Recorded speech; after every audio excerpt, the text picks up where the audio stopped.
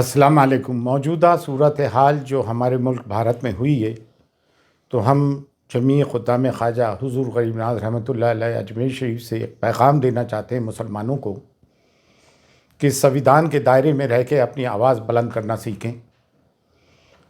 और जो भी कभी भी दीन व मिल्लत के मामलात हुए हैं, चाहे वो नामूस रसूल का मामला हो सल्लल्लाहु अलैहि वसल्लम या अहले बैत अतार का, बारगाह हुज़ूर गरीब नवाज से हमेशा आवाज़ उठी है। लेकिन अफसोस, जिनका के दायरा सब में वसी है, दरगाह और ख़ानकाहों का भारत में और बरसगीर में, यहाँ से खामोशी क्यों है? निकल कर ख़ानकाहों से अदा कर रस्म शब्बीरी। और ये वक्त मसक़ी इख्तिलाफ़ात का नहीं है।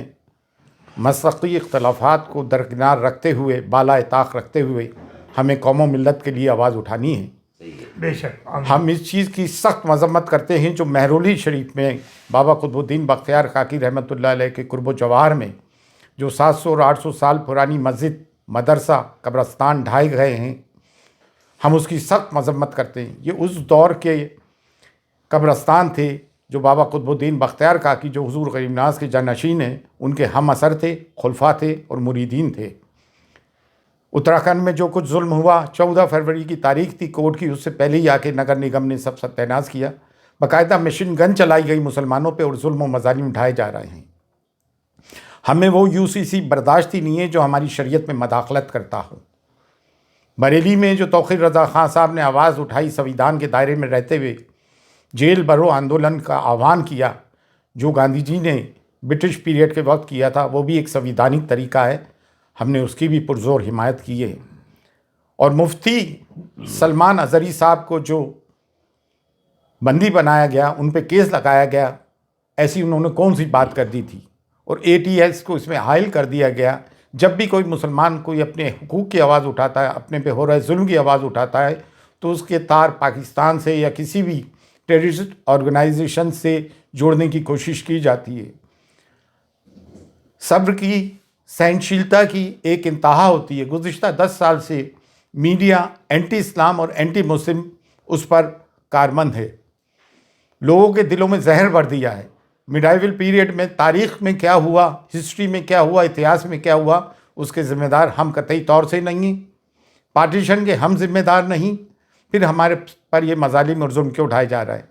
हिंदुस्तान में डाइवर्सिटी है, तमाम फूलों का एक गुलदस्ता है। सिर्फ एक गेंदे का फूल ही क्यों?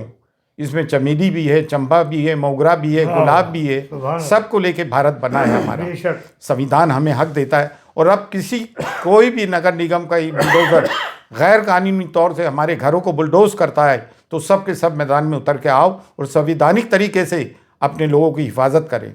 ये बुलडोज़र की राजनीति इन्होंने इसराइल से सीखी है। फिर न्यायालय किस काम के, अदालतें, कोर्ट किस काम की? अगर तमाम काम नगर निगम और पुलिस कर लेगी तो फिर अदालत किस काम की? अदालतों से जो फैसले आ रहे हैं कानून की रूह से नहीं आ रहे हैं, बल्कि आस्था की रूह से आ रहे हैं। तो अब मुसलमान जाए तो कहाँ जाएं? अब दरगाह और ख़ानकाह, जिनका कि सब में बड़ा गहवारा है, जिसकी कि भारत में सब में ज़्यादा फॉलोइंग है, आप लोग आवाज़ क्यों नहीं उठाते हो भाई? बारगाह गरीब नवाज जो कलीदी दरगाह है, जब यहाँ से आवाज़ उठ रही है, तो आप लोग भी आएँ और खुलकर अपनी आवाज़ उठाएं। ये ना सोचे कि मैं खामोश रहूँगा तो बच जाऊँगा। नहीं, ये हम पे यलगार कर दिया गया है। और संविधान हमें हुकूक देता है कि हम अपनी बात को संविधान के दायरे में रहते हुए डेमोक्रेटिक तरीके से आवाज़ उठाएं। आज हुज़ूर गरीब नवाज़ की दरगाह तक भी बात पहुँच गई है। हुज़ूर गरीब नवाज़ की शान में गुस्ताखियाँ हो रही हैं। हमारे नबी करीम सल्लल्लाहु अलैहि वसल्लम की शान में गुस्ताखियाँ हो रही हैं।